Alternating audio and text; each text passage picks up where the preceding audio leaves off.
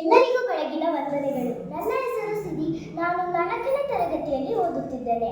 ನಾನು ಈಗ ಸೀತಾ ಅಪಹರಣದ ಒಂದು ಸಂವಿಧಾನವನ್ನು ಮಾಡುತ್ತಿದ್ದೇನೆ.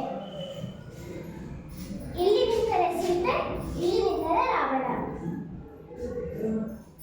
ಭವತಿ ಭಿಕ್ಷಾಂದೇಹಿ, ಭವತಿ ಭಿಕ್ಷಾಂದೇಹಿ, ಭವತಿ ಭಿಕ್ಷಾಂದೇಹಿ.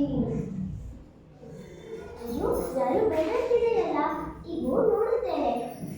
ಓ, ಋಷಿಮುನಿಗಳು ಭಿಕ್ಷಾಟನಕ್ಕೆ ಬಂದಂತಿದೆ. ಮಾತನಾಡಿಸುತ್ತೇನೆ.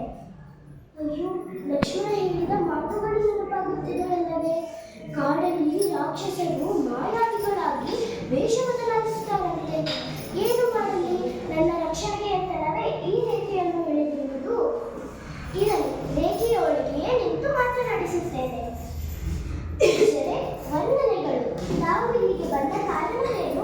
ನಾನು ನಿಮಗೆ ಏನು ಸಹಾಯ ಮಾಡಲಿದ್ದೇವಾ? ಮಾತಿಗೆ ವಂದನೆಗಳು. ನಾನು ಇಲ್ಲೇ ಹತ್ತಿರದ ವನದಲ್ಲಿ ವಾಸಿಸುತ್ತೇನೆ. ನನಗೆ ಭಿಕ್ಷೆಯನ್ನು ನೀಡಿ ಮಾತೆ. ಇದೇ ಸರಿಯಾದ ಸಮಯ. ಸೀತೆಯನ್ನು ಕೂಡ ಅಪಹರಿಸಿಕೊಂಡು ಹೋಗಬೇಕು. ಆದರೆ ಇವಳ ರಕ್ಷಣೆಗೆ ಈ ರೇಖೆ ಇದೆಯಲ್ಲ, ಏನು ಮಾಡಲಿ? ಇರಲಿ, ಮೊದಲು ಇವರಿಗೆ ವಿಶ್ವಾಸ ಮೂಡಿಸಿ ರೇಖೆಯನ್ನು ದಾಟುವಂತೆ ಮಾಡುತ್ತೇನೆ.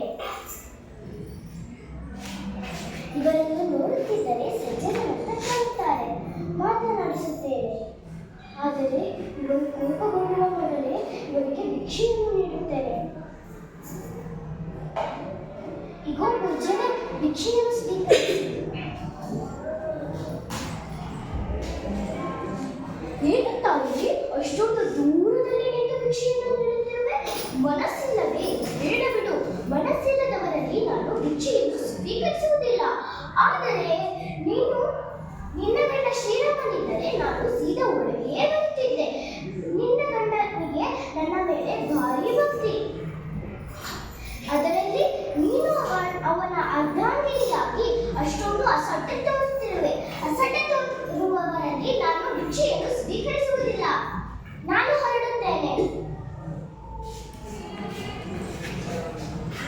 ಇಗೂ ಪೂಜ್ಯರೇ, ಕೋಪಗೊಳ್ಳಬೇಡಿ. ಸ್ತ್ರೀ ಸಹಜ ಧರ್ಮದಿಂದ ಹಾಗೆ ಹೇಳಿದೆ ಅಷ್ಟೇ. ಬಂದೆ, ಅಲ್ಲಿಯೇ ಬಂದು ಭಿಕ್ಷೆಯನ್ನು ನೀಡುತ್ತೇನೆ. ಪೂಜ್ಯರೇ, ಭಿಕ್ಷೆಯನ್ನು ಸ್ವೀಕರಿಸಿ. ಹೀಗೆ ಬನ್ನಿ ಮಾತೆ, ಹೀಗೆ ಬನ್ನಿ. ಈ ಜೋಳಿಗೆಗೆ ಹಾಕಿ. ಹೀಗೆ ಬನ್ನಿ ಮಾತೆ, ಹೀಗೆ ಬನ್ನಿ. ಸಿಕ್ಕೆಯ ಸಿಕ್ತೆ. ನಿನ್ನ ಗಂಡ ರಾಮನೂ ಇಲ್ಲ, ಲಕ್ಷ್ಮಣನೂ ಇಲ್ಲ. ನಿನ್ನ ಗಂಡ ರಾಮ ಆ ಮಾಯಾವಿ ಜಿಂಕೆಯಿಂದೇ ಹೋದನಲ್ಲವೇ? ಬಾ ಸೀತೆ, ಬಾ. ನನ್ನ ಹೃದಯಕ್ಕೆ ಬಾ, ನನ್ನ ಪ್ರಾಣಕ್ಕೆ ಬಾ, ನನ್ನ ಸ್ವರ್ಣ ಲಂಕೆಗೆ ಬಾ.